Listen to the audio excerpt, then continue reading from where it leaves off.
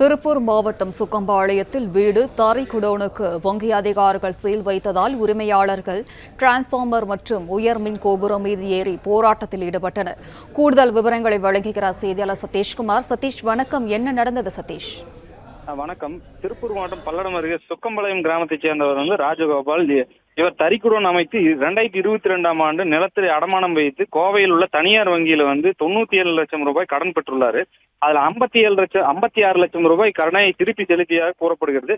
மீதமுள்ள 58 லட்சம் ரூபாய் பணத்தை திருப்பி செலுத்த நிலையில வங்கி இருந்து பல முறை நோட்டீஸ் கொடுத்ததாக கூறப்படுகிறது.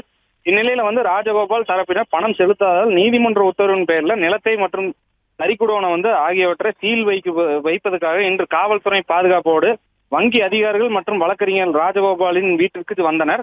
முறையான நோட்டீஸ் கொடுக்கவில்லை என கூறி வங்கி அதிகாரிகள் அனுமதிக்க முடியாது என ராஜகோபால் குடும்பத்தினர் வாக்குவாதத்தில் ஈடுபட்டனர்.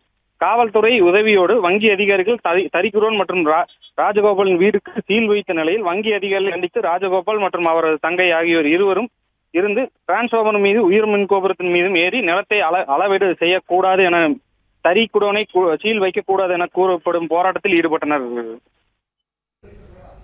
விவரங்களுக்கு நன்றி சதீஷ். பிளே ஸ்டோர் மற்றும் ஆப் ஸ்டோரில் இருந்து பாலிமர் செயலியை QR கோடு மூலம் பதிவிறக்கம் செய்யுங்கள். செய்திகளை உடனுக்குடன் பெறுங்கள்.